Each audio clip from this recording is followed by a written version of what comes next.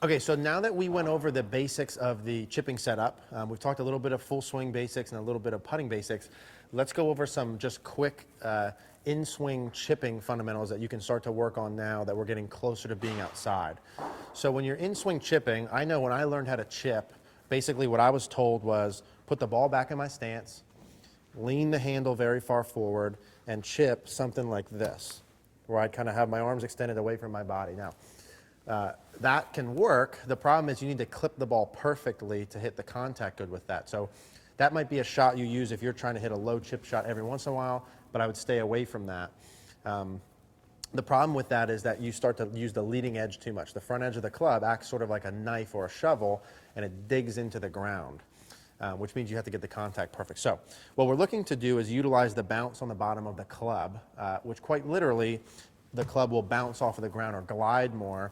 It gives you the widest margin of error so that when you're chipping, you don't have to hit the ball perfectly and you still get a good result. So there's a couple things you need to do to be able to learn to use the bounce. Let's talk setup fundamentals. So let's just assume that I have my ball in the middle, feet close, the things we talked about before. Now, when I'm hitting a chip shot, I'm looking to have the handle at setup pretty much straight up and down 90 degrees like this, or just slightly forward, okay, to keep my natural loft.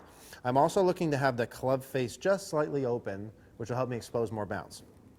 So let's assume you have those setup pieces reasonably well done.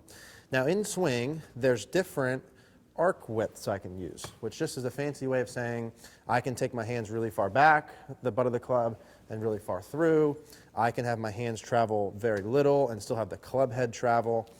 More or less, to keep this simple, what you can do to practice at home, go through the setup pieces we talked about in the last video, and when you're in swing, I want you to feel and focus on your finish position.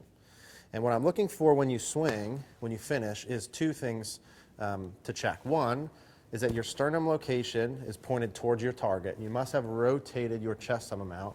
I don't want you chipping like this, where your chest stays here. You're going to have bad contact. So the first thing, take a chip shot, get your chest pointing at the target when you finish. The second part is how your arms and hands are. So when I hit a shot and I come through, my arms are soft, bent, and loose by my side.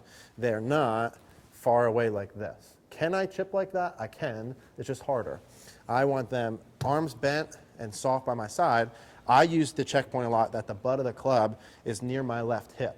If my arms are straight, the butt of the club is going to be farther from me.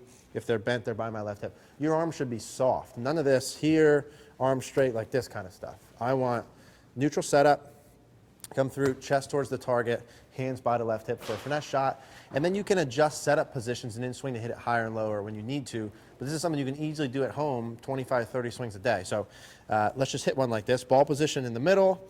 My handle is pretty neutral, not way forward. And then I'm going to focus on my finish positions, and I have my chest towards the target and then my handle by my left hip with my arm soft. So practice that at home a little bit. If you have any questions, let me know.